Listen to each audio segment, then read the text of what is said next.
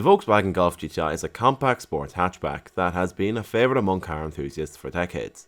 The MK7 Golf GTI, which was produced from 2013 to 2019, is a great choice for those who want a fun to drive car that's also practical and efficient. For this video, I'm going to be creating a buyer's guide for the MK7 Golf GTI. If you like these kind of videos, let me know what other cars to do down below. Anyways, let's get started.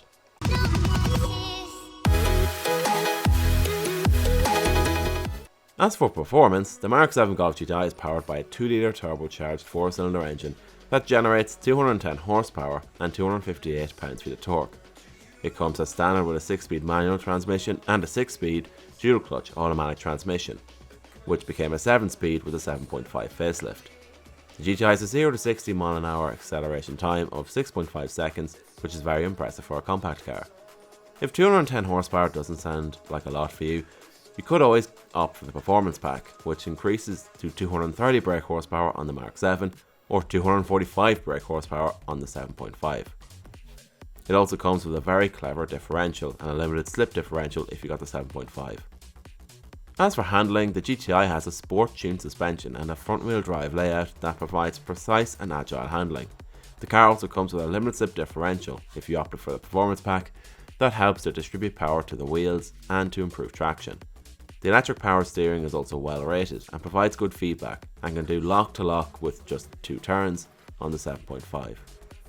Although the handling is still praised, it's often a very common area of modification for GTI owners. Moving on to the interior, the MK7 Golf GTI is like no other Volkswagen. It has a well built and stylish interior that is comfortable and spacious. Standard features include a touchscreen infotainment system, a rear view camera and a 6-speed audio system by Dyna Audio. Leather seats and a sunroof are also available as options, but let's be real here, you just want the tartan. And if you opt for the manual transmission version, you get the iconic golf ball gear shifter. If you have safety in mind, then the GTI comes with a variety of standard safety features, including electronic stability control, a post-collision braking system, a tyre pressure monitoring system. All sorts of available options include front collision warning, lane departure warning and park assist, as well as radar guided cruise control, so your speed is adapted depending on your location and the car in front of you. The GTI gets an estimated fuel economy of about 42 miles to the gallon, which is very impressive for a sports car, and it's one of the reasons why the GTI is such a popular car among car buyers. It also does not emit a lot of CO2, so don't expect to pay too much road tax either.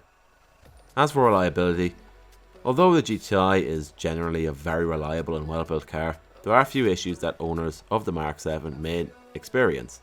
These include DSG transmission issues. Some owners have reported issues where the dual clutch automatic transmission, such as hesitation or clunking when shifting gears. This issue is caused by a software malfunction or a problem with the transmission's mechatronics. Engine oil. Some owners have reported the 2-litre turbocharged engine in the GTI consumes more oil than normal. This can be caused by a problem with the engine's piston rings or valve seals. Timing chain tensioner problems. Some owners have reported issues with the timing chain tensioners, which can cause the engine to produce a rattling noise or to stall and create detrimental engine issues. Power steering issues. Some owners have reported problems with the electric power steering, such as a lack of assist or a whining noise. Turn the wheel left to right to see if you experience any of these noises. If you don't, then you're all good. If you do, maybe walk away. Suspension problems. Some owners have reported issues with the suspension, such as a clunking or rattling noise coming from the front and rear of the car.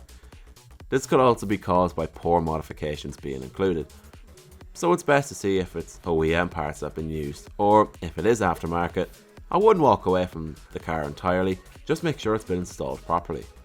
It's worth noting that these issues are not common, and most MK7 GTIs will likely experience few if any problems during their ownership. However, it's still important to be aware of these potential issues when considering buying a used GTI. Keep in mind that these issues have been fixed by now with software updates and recalls, so it's important to check if your car you are considering has received any of these updates in these topics. If your car has a Volkswagen service history from the get-go, it likely will, because Volkswagen kind of have to do that. Any dealer has to, but some have avoided, so be careful. As for pricing, because the MK7 is no longer in production, prices have gone down. So now these cars are not only thrilling to drive, but they're also excellent bargains, with prices starting at around €17,000 here in Ireland, although they're likely more affordable in other countries.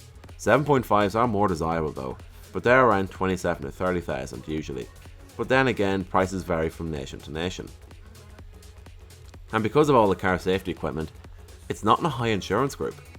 In fact, the Mark 7 GTI is an easier car to insure than the Mark 6 GTI.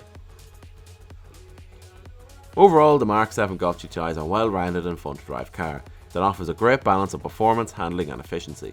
It's a great choice for those who want a practical and stylish car that is also fun to drive.